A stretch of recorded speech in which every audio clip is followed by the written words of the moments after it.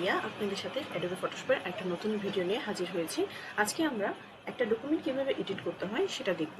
অর্থাৎ বিভিন্ন সময় আমাদের বিভিন্ন সার্টিফিকেট অথবা ডকুমেন্ট চেঞ্জ করার প্রয়োজন হতে পারে, এডিট করার প্রয়োজন হতে পারে। তখন আমরা স্ক্যান কপিটা কিভাবে ফটোশপে ওপেন করে যে জায়গাটা আমাদের এডিট করার প্রয়োজন সেই জায়গাটা এডিট করব, সেটাই আজকে আমি দেখব। তাহলে আমি একটা ফাইল ওপেন করে নেই। আমি ফাইলে গিয়ে আমার একটা এক্সপিরিয়েন্স লেটারের জেপিজি ফরম্যাট, অবশ্যই ইমেজ ফরম্যাটের কথা আমি বলছি, ইমেজ ফরম্যাটটা ওপেন করে নিচ্ছি। আমি ওপেন করার সাথে সাথে ব্যাকগ্রাউন্ড লকটা অফ করে দিচ্ছি। অফ করে দেওয়ার পর আমি যদি একটু জুম করি তাহলে আমি দেখতে পাচ্ছি আমার এখানে একটা এক্সপিরিয়েন্স লেটার, যেখানে 15 থেকে 18 সাল পর্যন্ত আমার এক্সপিরিয়েন্স আছে বলা হচ্ছে। কিন্তু কোনো একটা জবে আমাকে আমার রিকোয়ারমেন্ট হলো গিয়ে 19 সাল পর্যন্ত আমার জব এক্সপিরিয়েন্স বা এরকম কিছু। তখন আমাকে 8টা সরিয়ে দিয়ে 9 করতে হবে। এটা আমরা কিভাবে করতে পারি? আমি যদি ইরেজ টুল দিয়ে ইরেজ করি তখন কি হবে, ব্যাকগ্রাউন্ড সহ এডিট হয়ে যাবে। অর্থাৎ ইরেজ টুল দিয়ে আমি প্রপার ওয়েতে এডিট করতে পারছি না। তখন আমি কন্ট্রোল জেড দিয়ে আমি ব্যাকে যাচ্ছি। আমি কি করতে পারি, রেক্টেঙ্গেল টুল, এখান থেকে আমি রেক্টেঙ্গেল টুলটা সিলেক্ট করব। সিলেক্ট করার পর এই যে 8 বরাবর আমি এটাকে মার্ক করছি। মার্ক করার পর আমি যদি শিফট ব্যাক স্পেস প্রেস করি তাহলে কন্টেন্ট অ্যাওয়ার নামে একটা অপশন টুলবার আমাকে দেখাবে।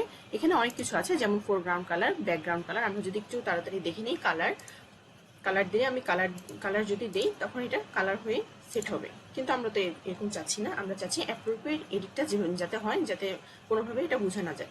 আমি কন্ট্রোল জেড দিয়ে ব্যাকে যাচ্ছি। তখন আমি কি করব, শিফট ব্যাক স্পেস প্রেস করে কন্টেন্ট অ্যাওয়ার যে অপশনটা আছে আমি এটা প্রেস করব। অর্থাৎ কন্টেন্ট অ্যাওয়ার যদি আমি ওকে দেই তখন কি হবে, দেখুন ব্যাকগ্রাউন্ডে যে ডিজাইনটা আছে, আমার যে প্যাডের মধ্যে আমাকে এই এক্সপিরিয়েন্স লেটারটা দিয়েছে সেই প্যাড অনুযায়ী উনি এখানে এডিট হবে।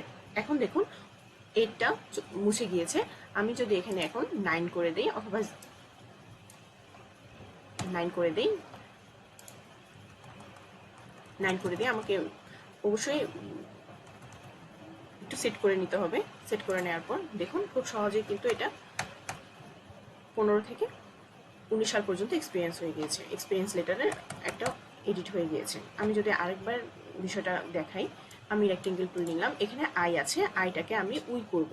তখন আমি লেয়ারটা সিলেক্ট করবো, অবশ্যই যে ইমেজটা আমি ওপেন করেছি সেই লেয়ারটা আমাকে সিলেক্ট করতে হবে।